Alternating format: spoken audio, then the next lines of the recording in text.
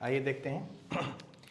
Next है जो हमने रिवर्स ब्रेटॉन साइकिल पढ़ा उसका एप्लीकेशन, ठीक ना। एप्लीकेशन कहाँ है भाई? एयर रेफ्रिजरेशन सिस्टम का जो सबसे बड़ा एप्लीकेशन है वो किसमें है?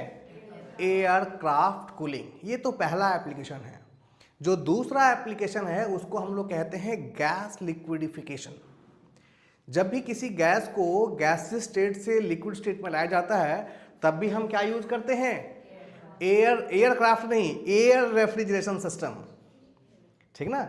यानी एयर रेफ्रिजरेशन सिस्टम के दो मेजर एप्लीकेशंस हैं। पहला तो हवाई जहाज की एयर कंडीशनिंग सिस्टम में, और दूसरा गैस को लिक्विडिफाई करने में। किसी भी गैस का अगर फेज चेंज करना है तो वहां पर हम लोग एयर रेफ्रिजरेशन सिस्टम का यूज करते हैं। क्लियर है? लेकिन हमारा जो सब्जेक्ट पॉइंट ऑफ व्यू है वो सिर्फ और सिर्फ एयर कंडीशनिंग है, गैस लिक्विडिफिकेशन नहीं है। तो हम लोग देखेंगे कि एयर रेफ्रिजरेशन सिस्टम को कैसे यूज किया जाता है एयरक्राफ्ट कूलिंग के लिए, ठीक है। अब एयरक्राफ्ट की कूलिंग करनी है तो इसके लिए हमारा जो एयर रेफ्रिजरेशन सिस्टम है इसी को थोड़ा सा स्लाइडली क्या कर दिया गया? मॉडिफाई कर दिया गया, ठीक ना, ताकि इसको कहाँ यूज किया जा सके? हवाई जहाज में यूज किया जा सके, ठीक है। सबसे मेजर रीजन क्या है भाई? वेट। वेट जो है सबसे मेजर रीजन है। अगर आप किसी भी चीज को हवाई जहाज में यूज करना चाहते हैं तो सबसे इंपॉर्टेंट क्या हो जाता है?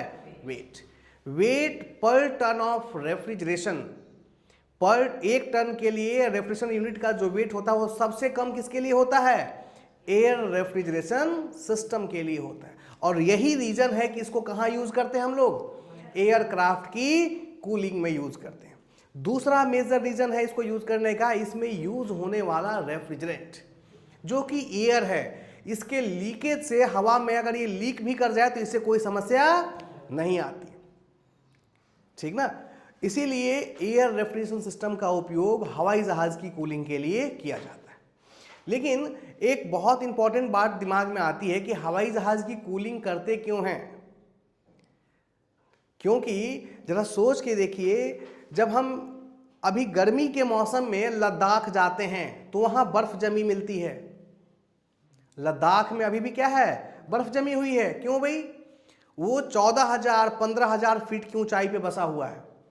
तो 14,000 फीट की ऊंचाई पे जब बर्फ जम रही है और हमारे प्लेन 10,000 12,000 फीट की ऊंचाई पे जब उड़ते हैं तो वहां का टेम्परेचर कहां पहुंच जाता है? नेगेटिव के आसपास पहुंच जाता है। तो वहां कूलिंग क्यों करें भाई? ये बात दिमाग में आती है ना कि भाई जैसे जैसे हम ऊंचाई पे जाते हैं ठंडक क्या होती जाती है? बढ़ते जाती है। और हम 10,000 फीट की ऊंचाई पे उड़ रहे हैं तो वहां तो टेम्परेचर बहुत कम है, ठीक ना, 5 डिग्री 6 डिग्री 7 डिग्री है या फिर नेगेटिव के आसपास है। तो वहां कूलिंग सिस्टम क्यों बनाया गया? ये बात दिमाग में आती है।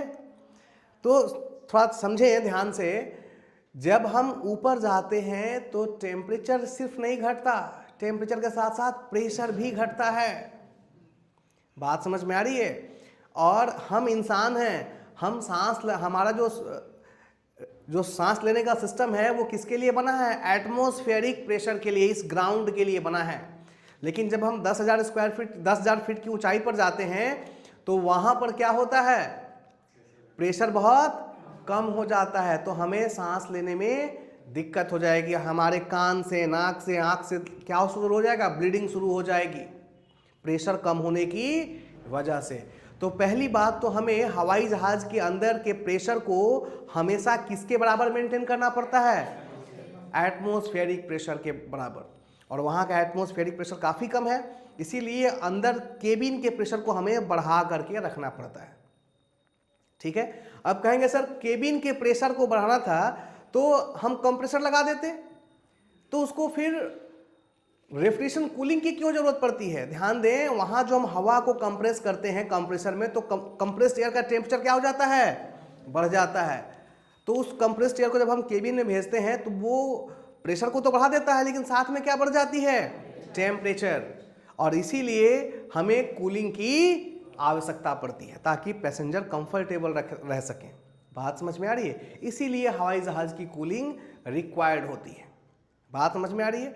दूसरा रीजन है, जो हम कंप्रेस्ड एयर लेते हैं कूलिंग के लिए वो हवाई जहाज के इंजन से लेते हैं। उसमें टर्बोजेट इंजन लगा रहता है जिसके अंदर ऑलरेडी क्या है, एक कंप्रेसर लगा हुआ है। तो जब हम उस कंप्रेसर से कंप्रेस्ड एयर लेते हैं तो उसका टेम्परेचर ऑलरेडी क्या रहता है, हाई रहता है। उसको सीधे हम केबिन में नहीं भेज सकते, इसीलिए पहले उसे क्या करते हैं, हम ठंडा करते हैं और ठंडा करके फिर केबिन में सप्लाई देते हैं। इसलिए एयरक्राफ्ट की कूलिंग रिक्वायर्ड होती है। बात समझ में आ रही है?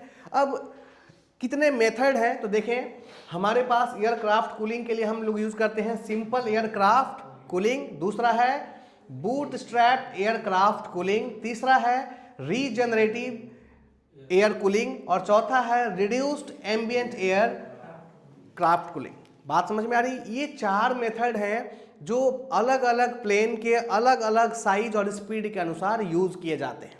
ठीक है, सबसे पहले अगर फर्स्ट वाले की बात करें सिंपल एयरक्राफ्ट कूलिंग, तो जितने भी हमारे ऑर्डिनरी प्लेन हैं जो कि या तो लो स्पीड पे उड़ते हैं या फिर मॉडरेट स्पीड पे उड़ते हैं, उन सभी में क्या यूज करते हैं हम लोग, सिंपल एयरक्राफ्ट कूलिंग का यूज करते हैं।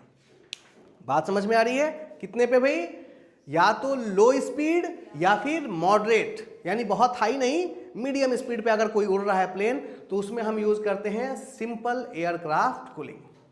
बात समझ में आ रही है? अगर प्लेन हाई स्पीड है, ठीक ना, यानी मॉडरेट के ऊपर क्या हो जाएगा, हाई स्पीड, या फिर कहें जो ट्रांसपोर्टेशन के लिए यूज होता है प्लेन, आप अमेजन फ्लिपकार्ट से सामान मंगाते हैं, चेन्नई से दिल्ली से सामान एक दिन में पहुंच जाता है क्योंकि वो ट्रांसपोर्ट एयरक्राफ्ट से आ रहा है, ठीक ना, उसमें जो सिस्टम यूज होता है उसे क्या कहते हैं, बूटस्ट्रैप ट्रांसपोर्टेशन प्लेन या फिर हाई स्पीड प्लेन में। क्लियर है? जो तीसरा और चौथा है ये दोनों हम यूज करते हैं किसमें, हाई स्पीड और वेरी हाई स्पीड में। रीजनरेटिव का यूज किया जाता है सुपरसोनिक प्लेन में, यानी फाइटर जेट्स में। किसमें, फाइटर जेट में, या फिर ऐसा कोई प्लेन जो बहुत तेज उड़ने वाला है उसमें रीजनरेटिव एयरक्राफ्ट कूलिंग सिस्टम का यूज होता है। क्लियर है? उसके बाद है रिड्यूस्ड एम्बिएंट एयर, इसका यूज भी हम लोग सुपरसोनिक विमान यानी फाइटर जेट में और फाइटर जेट के साथ साथ रॉकेट और मिसाइल्स में भी कूलिंग सिस्टम की आवश्यकता पड़ती है। कहेंगे सर वहां तो इंसान नहीं होता, इंसान नहीं होता, बट वहां इतनी ज्यादा हीट डेवलप होती है, उसमें बहुत सारे इलेक्ट्रॉनिक सामान और कंट्रोल सिस्टम लगे रहते हैं, उस हीट पे ये कंट्रोल सिस्टम क्या होगा, काम करना बंद कर देगा। तो उसके लिए हमें मिसाइल और रॉकेट सिस्टम में भी कूलिंग सिस्टम देनी पड़ती है। बात समझ में आ रही है? तो रिड्यूस्ड एम्बिएंट एयर कहां यूज करते हैं, सुपरसोनिक। बात समझ में आया? या फिर रॉकेट और मिसाइल्स के लिए। क्लियर है? तो सिंपल एयरक्राफ्ट कूलिंग यूज करेंगे कब, जब हवाई जहाज लो स्पीड पे चल रहा हो या फिर मीडियम स्पीड पे चल रहा हो, या फिर कब, जब ग्राउंड पे हो, जमीन पे लैंड कर गया और कभी कभी घंटे भर जगह नहीं मिलती तो चलते रहता है, जमीन पे भी ये एसी चलना चाहिए, तो ग्राउंड के लिए, ग्राउंड पे भी हम किसका यूज करते हैं, सिंपल एयरक्राफ्ट कूलिंग के लिए। ठीक है? दूसरा बूट स्ट्रैप किस में यूज करेंगे, ट्रांसपोर्ट प्लेन है या फिर हाई स्पीड प्लेन है, उसमें क्या यूज करते हैं, बूट स्ट्रैप।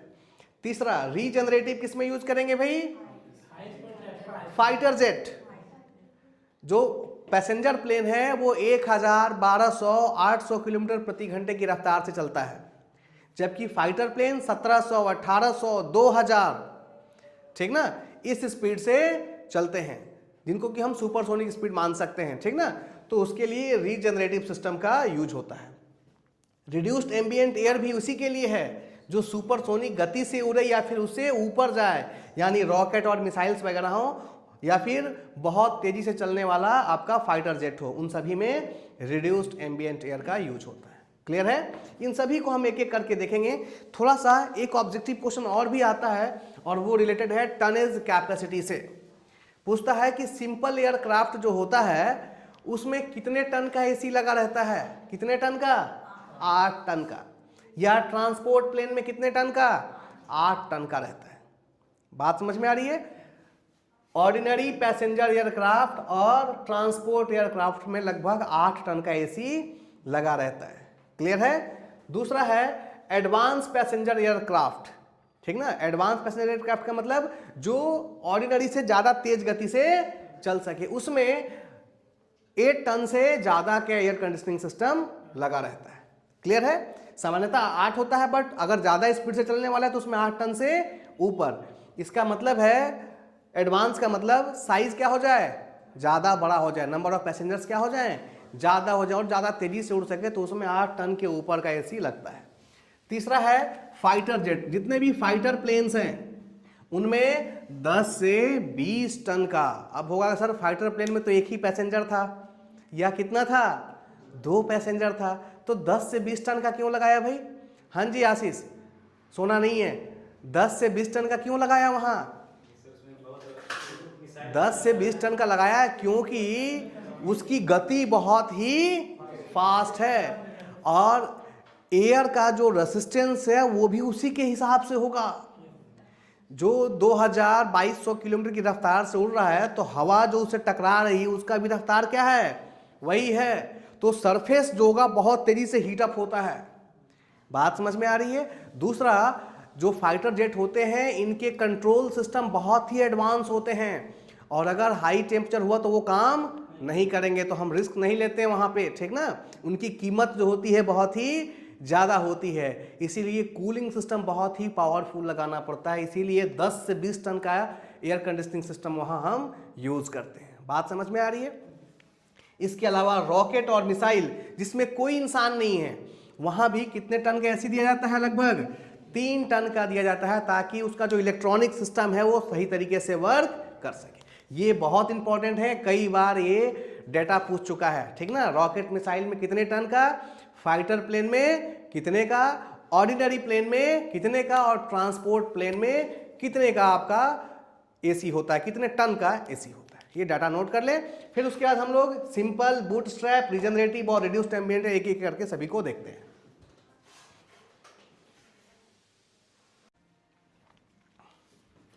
ठीक है, सबसे पहले हम लोगों को देखना है सिंपल एयरक्राफ्ट कूलिंग, और इसी सिस्टम को बहुत अच्छे तरीके से समझना होगा, क्योंकि यहाँ पर हम लोग डायग्राम को भी देखेंगे और साथ में इसके टीएस डायग्राम को भी देखेंगे। इसके बाद के जितने सिस्टम हैं वो सिर्फ हम लोग इस डायग्राम को देखते जाएंगे, जो इसमें थोड़ा थोड़ा क्या किया गया है, मॉडिफिकेशंस किए गए हैं, ठीक ना। इसके बाद हम लोग टीएस डायग्राम नहीं देखेंगे, टीएस डायग्राम हम लोग सिर्फ यहीं देखेंगे, आप इसको अच्छे से समझेंगे। बेस यही है, इसके बाद सिर्फ थोड़ा थोड़ा मॉडिफाई किया गया है, ठीक है। आइए शुरुआत करते हैं। सिंपल एयरक्राफ्ट कूलिंग में समझने के लिए हमें थोड़ा सा रिकॉल करना होगा रिवर्स ब्रेटॉन साइकिल को। रिवर्स ब्रेटॉन साइकिल का ही ये क्या है, मॉडिफाइड रूप है, ठीक है। वहां पर क्या क्या था भाई, एक कंप्रेसर था, उसके बाद कूलर लगा था, कूलर के बाद कूलिंग टरबाइन लगी थी, और कूलिंग टरबाइन के बाद रेफ्रिजरेटर लगा था। अब हवाई जहाज में ये चीज़ें कैसे मॉडिफाई होती हैं, इनको समझें। हवाई जहाज में कंप्रेसर, हम लोग हवाई जहाज के इंजन में जो कंप्रेसर होता है उसी का यूज़ कर लेते हैं, उससे ही कुछ हवा को क्या लेते हैं, उधार ले लेते हैं।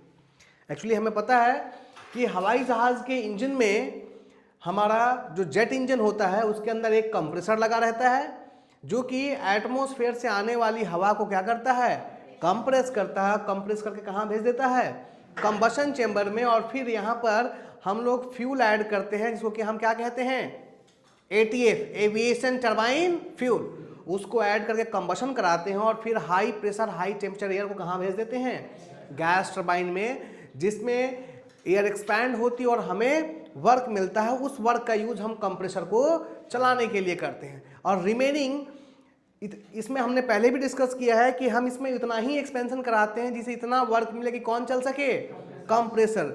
रिमेनिंग पोर्शन को हम सीधे नोजल से एक्सपैंड करा देते हैं, जिससे हमको थ्रस्ट मिलता है, ठीक है।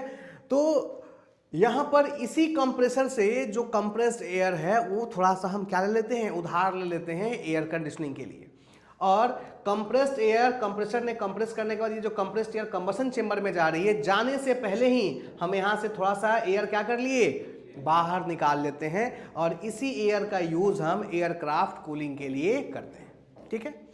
इंजन में एक और भी चीज होती है, इसको समझना होगा। इंजन के आगे वाला पोर्शन, अगर आप यहाँ से यहाँ तक का देखें तो अगर हम देखें कि अगर ये है हमारा हवा का डायरेक्शन, फ्लाइट इस दिशा में जा रही है तो हवा इस दिशा में आएगी, तो इधर से आने वाली हवा के लिए ये सेक्शन जो है इधर का क्रॉस सेक्शन कम है और इधर का क्रॉस सेक्शन ज़्यादा है। यानी शुरुआत का ये जो पोर्शन है वो एक डिफ्यूज़र सेक्शन की तरह कार्य करता है। और ये हम लोग इसलिए यूज़ करते हैं क्योंकि हवाई जहाज़ की जो स्पीड होती है वो 800, 1000 किलोमीटर, 1200 किलोमीटर और फाइटर जेट के केस में 2000 और 2200 किलोमीटर प्रति आवर की होती है। तो इस हाई वेलोसिटी को, जिसके पास हाई काइनेटिक एनर्जी होता है, इसको हम पहले ही किस में कन्वर्ट कर लेते हैं? प्रेशर एनर्जी में कन्वर्ट कर लेते हैं by using a diffuser section. इसके बहुत फायदे हैं। इसका फायदा बड़ा है क्योंकि अगर इसने कुछ काइनेटिक एनर्जी को प्रेशर में कन्वर्ट कर दिया तो कंप्रेसर का वर्क क्या हो जाएगा? कम हो जाएगा, ठीक ना। तो यहाँ डिफ्यूजर के अंदर जो कंप्रेस्ड एयर मिलती है हमें और जो कंप्रेशन प्रोसेस होता है ये भी आइसेंट्रोपिक प्रोसेस होता है और इसको एक खास नाम से जानते हैं, that is called RAM compression. क्या कहते हैं? RAM compression. ये कंप्रेसर के अंदर नहीं होता है, ये किसके अंदर होता है? डिफ्यूजर के अंदर होता है। क्योंकि हवा की वेलोसिटी बहुत तेज होती है, जब हम इसको डिफ्यूजर से पास कराते हैं तो वो हवा के काइनेटिक एनर्जी के बदले क्या किसको बढ़ा देता है? प्रेशर एनर्जी को बढ़ा देता है। तो डिफ्यूजर सेक्शन में जब किसी हवा का प्रेशर बढ़ता है तो उसे हम रैम कंप्रेशन कहते हैं। क्लियर है? और यह भी एक किस तरह का प्रोसेस है? आइसेंट्रोपिक कंप्रेशन प्रोसेस होता है। क्लियर है? तो सबसे पहले कंप्रेशन किस में होता है? डिफ्यूजर सेक्शन में, उसके बाद मेन कंप्रेसर में होता है। ठीक है। अब देखिए कूलिंग के लिए क्या कर रहे हैं। सिंपल एयरक्राफ्ट कूलिंग में कंप्रेसर ने जिस हवा को कंप्रेस किया है, जब वो कंबसन चेंबर में जा रही थी उसके पहले ही इसको हमने क्या कर लिया? कुछ एयर को बाहर निकाल लिया और इसको लेके चले आए हम एक हीट एक्सचेंजर में। यहां पर एक क्या लगा रखा है? Heat exchanger. क्यों भाई? क्योंकि जब कंप्रेसर ने हवा को कंप्रेस किया होगा तो प्रेशर के साथ साथ उसका टेम्परेचर भी क्या हो चुका होगा? बढ़ चुका होगा। अब इस हाई टेम्परेचर एयर को हम सीधे केबिन में नहीं भेज सकते क्योंकि वहां बैठे हुए पैसेंजर अनकंफर्टेबल हो जाएंगे। तो हमें केबिन का टेम्परेचर 24-25 डिग्री मेंटेन करना होता है, 22 से लेकर के 25 के बीच मेंटेन करना पड़ता है। तो उस टेम्परेचर तक लाने के लिए हमें इस हवा को ठंडा करना पड़ता है और इसके लिए हम इसको ले जाते हैं एक हीट एक्सचेंजर में। और इस हीट एक्सचेंजर में इसको हम एक कॉइल के थ्रू पास कराते हैं और इसके अंदर कूलिंग फ्लूइड के रूप में हम लेते हैं किसको? रैम एयर को। क्योंकि रैम एयर का भी तो हाई प्रेशर है, ठीक ना, बट इसका जो टेम्परेचर है इस हवा के रिस्पेक्ट में क्या है? कम है। तो रैम एयर की मदद से इस कंप्रेस्ड एयर को हम यहां पर क्या कर लेते हैं? ठंडा कर लेते हैं। ठीक है। और ठंडा करने के बाद ये जब हवा निकलती है तो इसको हम किसके अंदर ले जाते हैं? कूलिंग टरबाइन के अंदर। क्योंकि इसका यहां पर टेम्परेचर डाउन हुआ है, प्रेशर डाउन नहीं हुआ है। जब कूलिंग टरबाइन में ले जाते हैं तो इसका एक्सपेंशन होता है जिससे इसका प्रेशर और टेम्परेचर दोनों के दोनों क्या हो जाते हैं? डाउन हो जाते हैं और फिर वो उस रेंज में आ जाता है जहां पर इसको हम सीधे किसके अंदर छोड़ सकते हैं? केबिन के अंदर। तो ये कूलिंग टरबाइन में एक्सपेंशन के बाद हवा को कहां भेज रहे हैं? केबिन के भीतर। अब इसको रिवर्स ब्रेड ऑन से कंपेयर करके देखेंगे। सबसे पहले वहां भी कंप्रेसर था और यहां भी इंजन का क्या है? कंप्रेसर है। क्लियर है? कंप्रेसर के बाद हवा कहां जाती थी? कूलर में। यहां पर वो कूलर कौन है? ये हीट एक्सचेंजर। वहां कूलर में हवा ठंडी होती थी और यहां हवा किस में ठंडी हो रही है? हीट एक्सचेंजर में। ठंडा होने के बाद वहां पर हवा एक्सपेंशन सिलेंडर या फिर कूलिंग टरबाइन में जाती थी। यहां भी ठंडा होने के बाद हवा किस में गई है? कूलिंग टरबाइन में। उसके बाद उस हवा को हम रेफ्रिजरेटर में भेजते थे। यहां पर हवा कहां जा रही है? केबिन में। यानी यहां रेफ्रिजरेटर और केबिन क्या है? सेम चीज है। क्योंकि केबिन के अंदर इंसान बैठे हैं और वो हवा जाती है और इंसान की गर्मी को अपने अंदर क्या कर लेती है? एब्जॉर्ब करके फिर कहां निकल जाती है? एटमॉस्फेयर में। बात समझ में आ रही है? तो ये पूरा सिस्टम है जो air simple aircraft cooling system में यूज होता है। कोई डाउट नहीं? अब इसी का हम टीएस डायग्राम देखेंगे। क्लियर है? आइए देखते हैं। सबसे पहले ये है नंबर 1 एम्बिएंट एयर। ठीक है, बाहर का एम्बिएंट एयर। थोड़ा समझेंगे।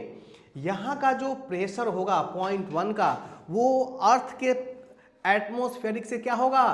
कम होगा। बात समझ में आ रही है?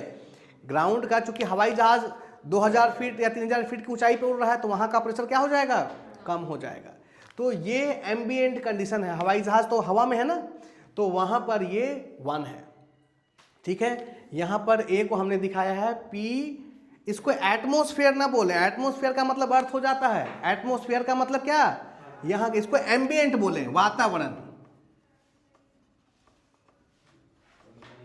क्या बोलेंगे? एम्बिएंट। अब ये एम्बिएंट कहीं भी हो सकता है, 1000 फीट पे, 2000 फीट पे, 3000 फीट पे, कहीं भी हो सकता है। एटमोस्फेयर का मतलब ग्राउंड पे। ठीक है, तो ये हो गया हमारा P एम्बिएंट। अब हवाई जहाज चूंकि ऊंचाई पे उड़ रहा है तो वहां के वातावरण और एम्बिएंट का प्रेशर ग्राउंड के प्रेशर से क्या है? कम। केबिन में हमें कौन सा प्रेशर मेंटेन करना है? ग्राउंड का, जो जमीन पे है। इसका मतलब है जो केबिन का प्रेशर होगा वो एम्बिएंट प्रेशर से हमेशा क्या होगा? ऊपर होगा। इसीलिए देखिए एम्बिएंट के ऊपर किसको रखा गया है? केबिन। ये कांस्टेंट प्रेशर लाइन है। टीएस डायग्राम के ऊपर ऐसे कांस्टेंट प्रेशर लाइन बनती है। तो ये हो गया कांस्टेंट एम्बिएंट प्रेशर और ये हो गया केबिन का प्रेशर। केबिन का प्रेशर ऊपर है किससे? एम्बिएंट से। बात समझ में आ रही? ऊपर क्यों रखा गया? क्योंकि जब हम आसमान में जाते हैं ऊपर तो प्रेशर घट जाता है, इसीलिए केबिन के प्रेशर को हमें ज्यादा रखना पड़ता है ताकि वो किसके बराबर हो? अर्थ सरफेस के एटमॉस्फेरिक प्रेशर के बराबर। क्लियर है ना? 1 से 2 ये है ideal rhyming process. Ideal case में अगर रैमिंग होती तो ये आइसेंट्रोपिक प्रोसेस होता, तो ये बिल्कुल लाइन क्या होती? स्ट्रेट होती। बात समझ में आ रही है? लाइन क्या हो जाती? बिल्कुल स्ट्रेट, 1 2 2।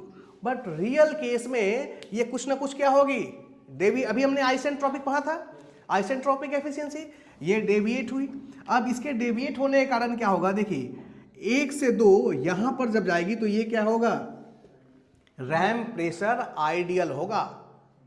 ठीक ना? इतना आइडियल केस में प्रेशर बढ़ेगा और यहां पर T2 क्या हो जाएगा? T2 is the temperature of point 2। लेकिन रियल केस में जो प्रेशर है वो रैमिंग से उतनी ज्यादा नहीं बढ़ेगी, वो हमेशा आइडियल केस के रिस्पेक्ट में थोड़ा सा क्या रहेगा? कम रहेगा। क्योंकि रैमिंग में आइसेंट्रोपिक एफिशिएंसी कारण यहां से ये लाइन कहां जाएगी? इधर डेविएट करेगी, जिस डायरेक्शन में एंट्रोपी क्या हो रही हो? इंक्रीज कर रही हो। तो यहां जो प्रेशर मिलेगा वो किसके बराबर होगा? एक्चुअल रैम प्रेशर के बराबर होगा। लेकिन ध्यान रहे T2 किसके बराबर है? T2 dash. बात समझ में आ रही है? ध्यान दीजिए, ये लाइन हमने इसीलिए बनाई है। T2 किसके बराबर है? T2 डैश के बराबर है। यानी इसका क्या मतलब है? इसका मतलब है कि आइडियल केस में मान लीजिए कंप्रेस करने के बाद टेम्परेचर 80 डिग्री सेंटीग्रेड पहुंच रहा था आइडियल केस में, और उस समय प्रेशर 10 बार था। जब हम रियल में करेंगे तो प्रेशर 10 बार नहीं होगा, प्रेशर 10 बार से क्या होगा? कम 9 बार ही होगा। लेकिन टेम्परेचर कहां पहुंच जाएगा? 80 डिग्री सेंटीग्रेड। फिर बात समझ में आ रही ना क्यों? रियल केस में कौन आ जाएगा? फ्रिक्शन आ जाएगा, और फ्रिक्शन के कारण भी तो कुछ हीट बढ़ेगी, टेम्परेचर बढ़ेगा। इसीलिए आइडियल में जितना टेम्परेचर होगा उतना ही रियल में होगा। बट देखिए दोनों के प्रेशर में अंतर हो जाएगा। आइडियल प्रेशर क्या है? ऊपर है, और एक्चुअल प्रेशर कहां है? नीचे है। बात समझ में आ रही है? तो हम लोग आइडियली तो पहुंचना चाहिए 2 पे, बट रियली कहां पहुंचेंगे? 2 डैश पे। क्लियर है? तो ये पॉइंट हो जाएगा कौन सा? 1 के बाद ये होगा 2 डैश। चूंकि रैमिंग कहां पे हो रही है? डिफ्यूजर में, तो ये हो गया 2 डैश। 2 डैश के बाद 2 डैश से 3 कहां जा रहे हैं हम लोग? कंप्रेसर में। 2 डैश से उसके बाद हवा कहां पहुंच गई? कंप्रेसर में। और कंप्रेसर में कहां से कहां कंप्रेस कर रहे हैं? 2 डैश से लेकर के 3 तक। 2 डैश से लेकर के 3 तक। बात समझ में आई? ये आइडियल केस में है। 2 डैश से 3 ये किस केस में है? आइडियल। लेकिन आइसेंट्रोपिक एफिशिएंसी ऑफ कंप्रेसर के कारण हम 2 डैश से कहां जाएंगे? 3 डैश। वास्तविकता समझ में आ रही है? तो इसको 3 मान किसको क्या माना जाए? 3 डैश। क्योंकि 2 to 3 क्या है? आइडियल है। ठीक ना? रियल में हम कहां जाएंगे? 2 डैश से 3 डैश। बात समझ में आ रही है? और क्यों पहुंच रहे हैं? Because of isentropic efficiency. Clear है? तो 2 डैश से हम कहाँ आए, 3 डैश। अब 3 डैश के बाद ये हवा किस में जा रही है, हीट एक्सचेंजर में। 3 डैश से 4, 3 डैश से 4, ये किससे हवा पास हो रही है, हीट एक्सचेंजर से, या फिर कहें कूलर से। वहां कूलर था, रिवर्स ब्रेटॉन में, और यहां पर क्या है, हीट एक्सचेंजर। हीट एक्सचेंजर में कौन सा प्रोसेस भाई, आइसोबेरिक। प्रेशर क्या रहेगा, कांस्टेंट, लेकिन हम टेम्परेचर को क्या कर देंगे, घटा देंगे। तो देखिए यही लाइन है, यही प्रेशर है, ठीक ना। तो ये प्रेशर कांस्टेंट है, कांस्टेंट प्रेशर लाइन है, P is equal to C, P is equal to C. Pressure constant है लेकिन टेम्परेचर घट के कहां आ गया, 4 पे आ गया। बात समझ में आ रही है। नाउ 4 के बाद इसको कहां लेके चले गए, कूलिंग टरबाइन या एक्सपेंशन सिलेंडर जो भी कहें। कूलिंग टरबाइन में एक्सपेंशन हुआ तो 4 से 5, ये आइडियल केस हो गया, लेकिन 4 से 5 डैश ये क्या होगा, real, because of isentropic efficiency of turbine. ये हमने पहले ही डिस्कस किया सब इन चीजों को, ठीक ना। तो हम 4 से कहां आए, 5 डैश। यहां पर जो पॉइंट मिलेगा ये क्या मिलेगा, 5 डैश, ठीक है। 5 डैश ये है। अब यहां अगर लिखें कि 5 डैश क्या है, is the temperature of air at inlet of cabin, inlet of cabin भी कह सकते हैं, और एट आउटलेट ऑफ टरबाइन। बात समझ में आ रही है। आउटलेट ऑफ कूलिंग टरबाइन कह सकते हैं और इनलेट ऑफ केबिन। और 6 क्या है भाई, 6 is the temperature of cabin, ठीक ना। 6 is the temperature of cabin. मान लीजिए केबिन में इस कमरे, ये कमरा ही केबिन है, हवा जो दरवाजे पे एंटर हुई वो 20 डिग्री सेंटीग्रेड पे एंटर हुई थी, और हम लोग सब अंदर बैठे हैं। तो क्या अंदर का कमरा 20 ही रहेगा, कुछ ना कुछ हीट एब्जॉर्ब होगा तो टेम्परेचर क्या होगा, बढ़ेगा। तो अंदर का टेम्परेचर मान लो 24 डिग्री है या 25 डिग्री है, केबिन का क्या है टेम्परेचर 25 डिग्री। तो इससे थोड़ा सा ऊपर कौन होता है, 0.6, ये TS डायग्राम है ना, 5 से ऊपर कौन होगा, 6। बात समझ में आ रही है, क्लियर है। तो इस तरीके से हमारा कूलिंग सिस्टम वर्क करता है। कोई डाउट, ठीक है, नोट कर लें। अच्छा, एक 2 मिनट रुक जाइए। ये तो सिंपल एयरक्राफ्ट कूलिंग हुआ, इसी में कहीं कहीं आपको जोड़ देगा simple aircraft एवोपरेटिव air cooling, simple एवोपरेटिव air cooling. एक टर्म एक्स्ट्रा जोड़ दिया, क्या, एवोपरेटिव। अब एवोपरेटिव क्या होता है भाई, ध्यान दें, इसमें एक एवोपरेटर और लगा देते हैं हीट एक्सचेंजर के बाद, ठीक ना। पहले इसको कर लीजिए फिर उस पर आते हैं, ठीक। आइए देखते हैं। इसमें सिंपल एयरक्राफ्ट कूलिंग को थोड़ा सा और मॉडिफाई किया गया। जब कभी हवाई जहाज की स्पीड बढ़ती है और हमें लगता है कि कूलिंग टरबाइन के बाद जो हवा केबिन में जा रही है इसका टेम्परेचर अभी भी ज़्यादा है, जितना होना चाहिए केबिन में 20 से 25 उतना नहीं आया, तो हम क्या करते हैं, इस हवा को कूलिंग टरबाइन में भेजने से पहले थोड़ा सा और ठंडा कर लेते हैं। और उसके लिए हम एक नई तकनीक यूज़ करते हैं, एक अतिरिक्त एवोपरेटर यूज़ कर लेते हैं।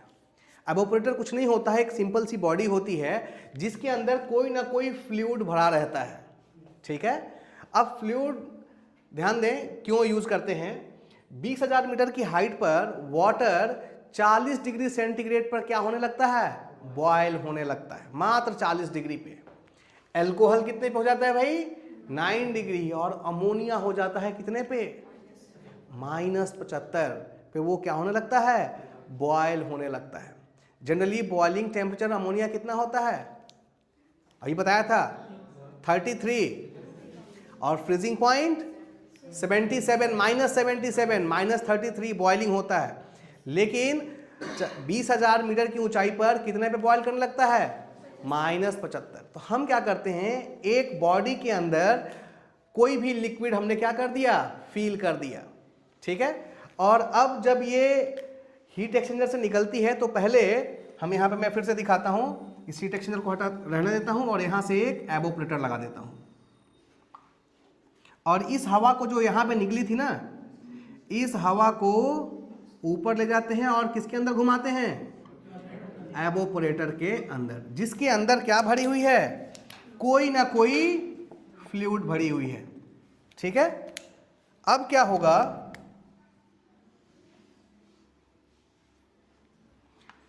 अब इसमें चूंकि ये हवा गर्म है, ये एवोपोरेटर उस गर्मी को क्या करेगा, एब्जॉर्ब करेगा और खुद क्या हो जाएगा, एवोपोरेट होगा। जब ये एवोपोरेट होगा तो क्या करेगा, लैटेंट हीट को एब्जॉर्ब करेगा, ठीक ना, और ये हवा और क्या हो जाएगी, ठंडी हो जाएगी, और ठंडी होने के बाद फिर किस में जाएगी, कूलिंग टरबाइन में, ताकि उसका टेम्परेचर क्या हो सके, और डाउन हो सके, और उसके बाद हम कहाँ भेजते हैं, केबिन में। ठीक है, अब टीएस डायग्राम में क्या मॉडिफिकेशन होगा भाई, जरा ध्यान से देखें। 4 तक तो ठंडा किस में हो गया था, हीट एक्सचेंजर में, और अगर आपने आगे एक एवोपोरेटर लगा दिया तो अब इसमें थोड़ा सा बदलाव हो जाएगा, ध्यान दें।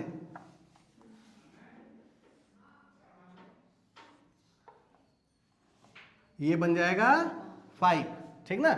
यहां तक तो हीट एक्सचेंजर में था, एक काम करें, ये 4 था, इसको हमने क्या मान लिया, 4 डैश।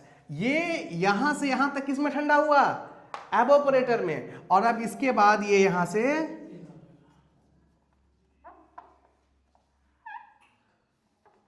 अब ये कहां गया 5, और रियल में कहां जाएगा 5 डैश, और ये हमारा केबिन का टेम्परेचर। तो टेम्परेचर थोड़ा सा हमने क्या कर लिया, ऑल डाउन। तो टीएस डायग्राम में कोई बदलाव नहीं हुआ, ये कांस्टेंट प्रेशर लाइन ही रह गई। बात समझ में आ रही ना, ये जो कांस्टेंट प्रेशर लाइन थी अभी भी क्या है, क्योंकि एवोपोरेटर भी है एक तरह का हीट एक्सचेंजर ही, इसलिए प्रेशर में कोई चेंज नहीं होगा, सिर्फ टेम्परेचर क्या हो गया, कम हो गया। और वो कम क्यों हुआ, क्योंकि यहाँ पे जो लिक्विड था वो इस हवा से एनर्जी को लेकर के, हीट को लेकर खुद क्या हो गया, एवोपोरेट, और एवोपोरेट हो गया तो उतना अमाउंट ऑफ हीट को लेकर क्या हुआ, वो एवोपोरेट हुआ, जिससे कि ये हवा क्या हो जाएगी, ठंडी हो जाएगी। ठीक है, तो एवोपोरेटिव कूलिंग सिस्टम, इसी को कहते हैं simple aircraft evaporative cooling system. Evaporative word जुड़ जाता है कब, जब आप एक सिंपल एवोपोरेटर का क्या कर लेते हैं, यूज कर लेते हैं। सिमिलरली जब हम बूट स्ट्रैप पढ़ेंगे तो वहां भी सिंपल पहले बूट स्ट्रैप पढ़ेंगे, और अगर उसमें हम एवोपोरेटर को जोड़ दें तो बूट स्ट्रैप एवोपोरेटिव कूलिंग सिस्टम हो जाएगी। बट बदलाव कुछ भी नहीं होगा, बदलाव सिर्फ यही है, एक ही बदलाव हो रहा है, ये जो टेम्परेचर हमको केबिन का मिलेगा ये और क्या हो जाएगा, लोअर हो जाएगा। क्लियर है, तो बस यहीं तक रहने देते हैं। एक लाइन और लिख लें कि एवोपोरेटिव कूलिंग सिस्टम में हमको क्या मिलता है भाई, केबिन का लोअर टेम्परेचर मिलता है। केबिन में जो टेम्परेचर आ रहा है वो क्या हो जाता है, थोड़ा सा और भी कम हो जाता है। This is the benefit of simple